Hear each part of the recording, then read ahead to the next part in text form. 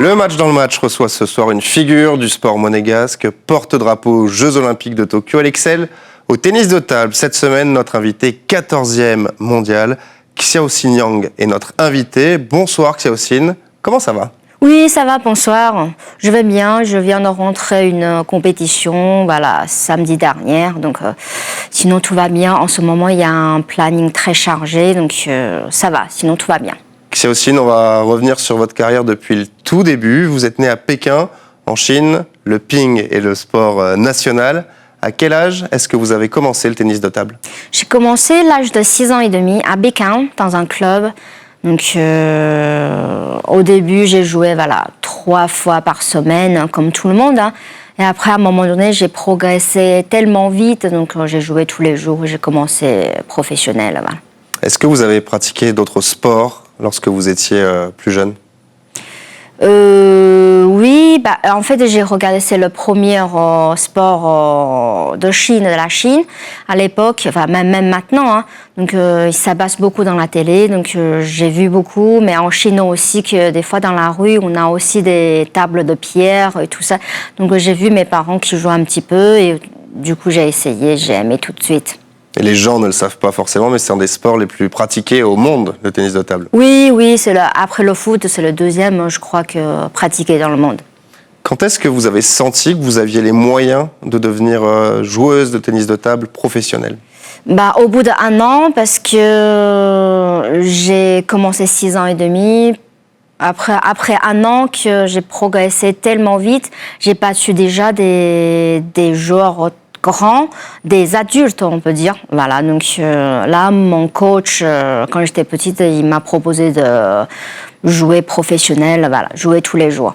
Ils étaient frustrés, les adultes, que vous battiez quand vous aviez 7 ans, 8 ans ? Ah oui, ils sont pas contents, parce qu'ils ont joué depuis des années, donc ils ont perdu une petite fille qui vient de commencer 1 an, donc forcément, ils sont pas contents.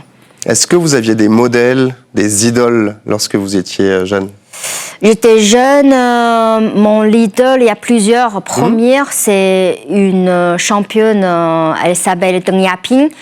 Mon jeu, ça ressemble à elle, donc c'est mon idole. Mais sinon, j'aime beaucoup comment Tim Ball, Ostarov, actuellement, qui joue encore, c'est mon idole, je les aime beaucoup. Vous parlez de votre jeu, comment est-ce que vous le décririez, votre jeu ? Mon jeu, on peut dire, mon jeu, c'est très rapide et ça change beaucoup, donc je varie beaucoup. Mon but, c'est que en face, la fille, elle sait jamais comment je vais faire, donc je change beaucoup. Je joue rapidité, donc voilà. Et puis quand vous jouez, vous êtes robuste, vous ne lâchez rien. Non, je lâche jamais un point, donc j'ai essayé de gagner le maximum, voilà. C'est quoi votre tout premier souvenir de vous avec une raquette en main ? Ah oui, c'est la première fois que je touche la balle. Je me souviens toute ma vie parce que la première fois, mon coach qui m'a demandé d'aller jouer devant la table, donc j'ai réussi tout de suite. Donc les autres, ils n'ont pas réussi. Mes premières balles, j'ai réussi tout de suite. Je mets sur la table, il a un visage étonnant. Donc là, ça me laissait une image, voilà. La première compétition que vous avez gagnée, c'est à quel âge ? 6 ans et demi, la première ? Non, je crois que la première compétition officielle, c'est le championnat de Pékin. J'ai gagné tout de suite. Mon coach, il m'a pas fait essayer de jouer les compétitions tout de suite. J'ai commencé compétition 2 ans après. Jouer donc 8 ans et demi, mais en fait il voulait que je gagne tout de suite. Je fais une bombe tout de suite à Pékin. Pékin c'est ma ville, donc là j'ai battu tout le monde. Donc là j'ai vraiment bien commencé ma carrière. Et c'est déjà ultra relevé, je suppose, les championnats de Pékin. Oui, très. À Pékin, il y a beaucoup de gens déjà, beaucoup de filles qui jouent, donc j'ai gagné ma catégorie et j'ai aussi gagné tout de suite une catégorie entre 9 ans et 10 ans. Et vous jouiez contre des garçons plus jeunes ? Non, parce qu'en Chine, on ne mélange pas, mais par contre, quand je viens en France, tout début, j'ai fait des tournois, garçons et filles, donc j'ai battu beaucoup des garçons. Ouais. C'est différent le jeu des garçons et des filles? Oui, c'est vrai, il y a beaucoup de différences entre garçons et filles, mais mon jeu, ça l'embête beaucoup les garçons, parce que chez les garçons, il n'y a pas beaucoup de styles de jeu comme moi. Vous avez été naturalisé monégasque en 2017, il y a 7 ans donc. Quand est-ce que c'est la première fois que vous êtes venu à Monaco? La première fois, je crois que c'est en 2013, pendant les Grands Prix. Il y a beaucoup de monde. Je me souviens, la première fois que je suis venue, je dis « Wow, pourquoi il y a beaucoup de monde ?» parce que je ne savais pas, c'est pendant les Grands Prix, ça m'a étonnée. Donc du coup, mon ancien président, il m'a expliqué, voilà, c'est pendant le Grand Prix. Je suis même venue en train parce qu'il n'y avait plus de l'avion. Vous êtes venu en train de où? De Lille. De Lille? Ouais. Ah oui, c'est long. Hein. À 8h30, je crois, en tout, ouais. Vous êtes tout de suite tombé sous le charme de Monaco? Oui, j'adore cette ville. C'est une ville très propre et très moderne. Donc c'est pas comme quand j'étais à Lille. Lille, c'est une ville très très belle aussi. J'aime bien, mais c'est différent. Ouais, ici, il y a beaucoup de soleil aussi. Oui, à Lille, il y en a moins. Oui, il y en a moins. Est-ce que vous vous souvenez de votre première compétition en tant que monégasque? Première compétition, je pense que c'est en jeu petits états. 2015, je me souviens, parce qu'avant de partir, voilà, il y a mon président qui me dit, voilà, c'est la première fois que tu joues pour Monaco, il faut que tu aies bien joué. Donc je pense que toute la compétition, j'ai perdu 2-7 seulement. C'est pas mal. C'est pas mal, j'avais bien joué, on peut dire. En 2018, on continue d'avancer dans le temps, vous êtes médaillé d'argent aux Jeux méditerranéens à Tarragone. C'est un grand souvenir pour vous, ces Jeux méditerranéens? Oui, c'est un grand souvenir. C'est la première fois que je gagne une médaille d'or pour Monaco. C'est un grand honneur. Et je voulais absolument gagner cette médaille d'or.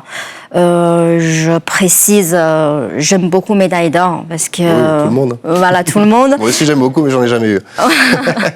Donc, je pense que c'est une meilleure façon que pour remercier mon Seigneur et aussi Madame Lambin, tous les gens qui sont derrière de moi, comité olympique. Je pense que c'est la meilleure façon pour le remercier de me soutenir toujours. Voilà. Sur le podium, vous étiez ému? Très ému. J'ai failli de pleurer. Non, non, failli de pleurer. Ouais. Vous êtes forte. Ouais. On avance toujours. 2021, oui. On l'a évoqué tout à l'heure, vous êtes porte-drapeau aux Jeux Olympiques de Tokyo. Quel souvenir gardez-vous de cette cérémonie? Wow, cette cérémonie, je ne l'oublie jamais.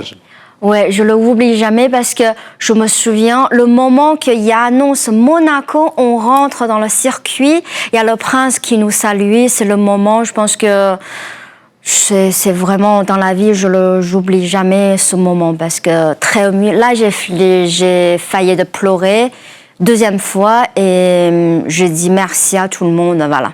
Et merci à moi-même aussi. Bah oui, c'est vous. La sportive en l'occurrence. Est-ce qu'il y a un petit peu de frustration quand on se rappelle de ces Jeux Olympiques de Tokyo? On voit les photos avec les masques, il n'y avait pas de public. Est-ce qu'il y a un petit goût amer?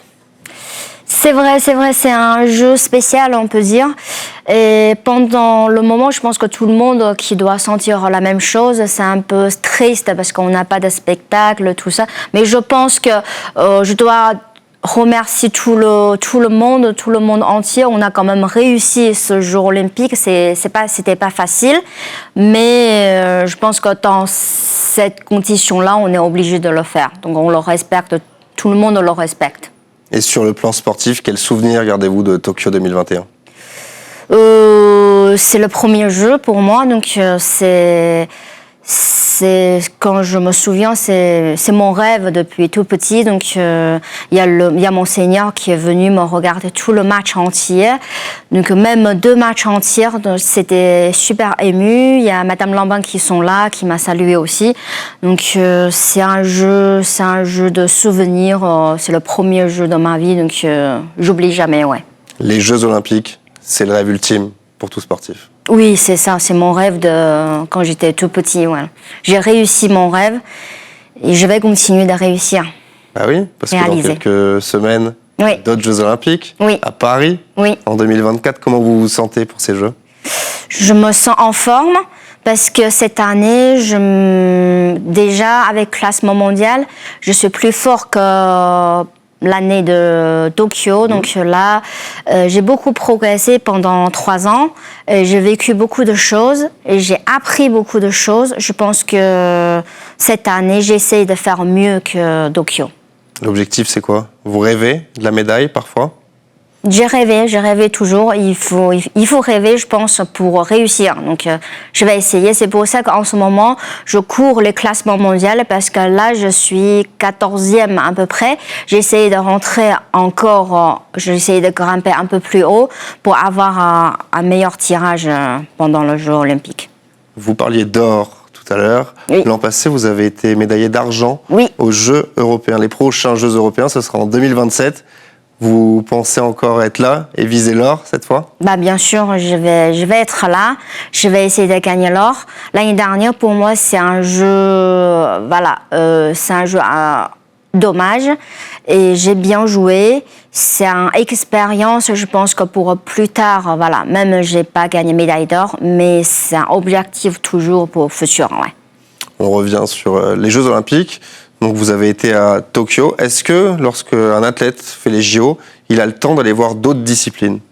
Normalement oui, c'est ce que j'ai entendu, mais pendant ce jour on n'a pas le droit parce qu'on n'a pas le droit de mélanger. Je pense qu'à Paris, je vais visiter si j'ai le temps, je vais aller voir les autres athlètes. Ça serait bien, c'est une expérience, ouais. Si vous deviez voir un seul sport olympique, ça serait lequel? Ça serait le tennis. Tennis? Oui, j'aime bien tennis. Ouais. Vous avez un joueur ou une joueuse favorite? Non, sinon les plus forts j'aime bien parce que j'aime bien regarder les gens qui gagnent. Donc vous aimez bien vous regarder. Ouais. Comment est-ce qu'on fait, Xiaoxin, quand on vit à Monaco, qu'on est 16e mondial, pour s'entraîner? S'entraîner, c'est vrai que je m'entraîne 2 fois ou 3 fois par semaine avec mon coach Anthony, mais sinon le reste du temps, je joue beaucoup avec un robot parce que c'est une solution que j'ai trouvée pendant Covid. Je pense que je suis la seule athlète dans le monde qui joue beaucoup avec un robot, mais je pense que ça me convient. J'ai trouvé une meilleure solution pour moi et pour garder mon niveau et aussi progresser. Vous parliez de votre coach Anthony Gemignani. Oui. On l'a contacté, il a un petit message pour vous, ça va se passer juste ici. D'accord. Coucou Xiao, ce petit message pour te féliciter de ton formidable parcours jusqu'à aujourd'hui. Les Jeux Olympiques arrivent à ta porte et je sais que tu seras à la hauteur. Nous sommes nombreux à croire en tes capacités et à te soutenir. À demain pour l'entraînement. Ça fait plaisir Oui, d'avoir ça fait du plaisir. soutien comme ça. Oui. Pour moi, lui, il est un coach et aussi que c'est un ami aussi. On se connaît depuis longtemps, oui. Il me soutient, je lui parle beaucoup. Ouais. Il vous bat? Non. Non, jamais. Pas aujourd'hui. Pas aujourd'hui, parce qu'il s'entraîne moins. Je m'entraîne tous les jours. Vous parliez du robot tout à l'heure avec lequel vous vous entraînez. C'est un jeu qui ressemble aux humains ou pas du tout? Qui est plus fort que les qualités de balle sont plus fortes qu'une personne humaine, parce que avec mon niveau en ce moment, il faut que j'aille en Chine ou en Asie pour jouer avec les gens plus forts. Donc, en fait, avec un robot, je peux toucher les balles qui ressemblent les meilleures. Parce qu'avec mon classement aujourd'hui, avec mon niveau aujourd'hui, il faut que je joue avec les gens plus forts pour progresser. Avec le robot, je peux réaliser ces balles. Quand vous jouez contre un robot, est-ce que vous faites des coups gagnants ou le robot est sur toutes les balles? Robot, toutes les balles. Impossible de faire un coup gagnant? Si, quand même, mais plutôt c'est pour suivre son rythme, parce que j'ai réglé vraiment les exercices très durs, très rapides. Donc l'objectif, c'est réussir de la suivre toutes ces vitesses et aussi mettre les balles sur la table.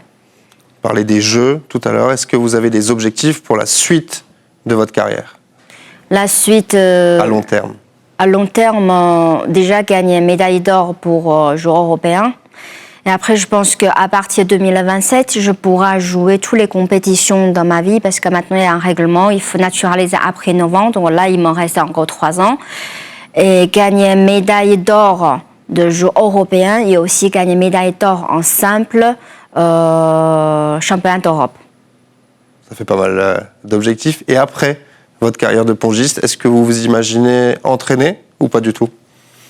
Pour l'instant, je ne pensais pas plus loin que ça parce que je vis un an sur un an, voilà, un an après un an. Donc, je vise pour l'instant, jusqu'à 2028. Et j'essaye de faire le maximum et après, on verra pour plus tard. Si vous deviez me faire un pronostic pour les médailles d'or en tennis de table, en simple homme et en simple femme aux Jeux Olympiques de Paris, vous diriez qui? Pour femmes, je pense que cette année, c'est la chinoise Sun Yingsha. C'est la Chine la plus forte actuellement dans le monde. Et le garçon, je pense que c'est Wang Chuxin, un Chinois qui est numéro 1 mondial actuellement aussi. En France, on parle beaucoup des frères Lebrun. Vous pensez qu'ils peuvent avoir une médaille? Je souhaite qu'ils peuvent gagner une médaille parce que je suis très contente pour la France qui sort les frères Lebrun qui sont très bien, qui sont très gentils et on parle beaucoup dans le circuit aussi pendant les matchs et tout ça. Donc ce sont des gens bien, ils ont pas de grosses têtes, j'aime bien. Qu'est-ce qu'on peut vous souhaiter à vous pour cette année 2024? Souhaitez-moi, premier temps, avoir un bon tirage au sort et essayer de rentrer sécurité, quart de finale. Quart de finale? Quart de finale en premier et après j'essaie de gagner une médaille. Moi, je vous souhaite déjà la médaille. Merci. Merci beaucoup, Xiaoxin, d'avoir été avec nous. Plein de bonnes choses pour cette année 2024, cette année olympique. On suivra ça de très près. Merci. Et merci à vous de nous avoir suivis. Tout de suite, c'est la météo avec TV Monaco. Excellente soirée à toutes et à tous. Salut.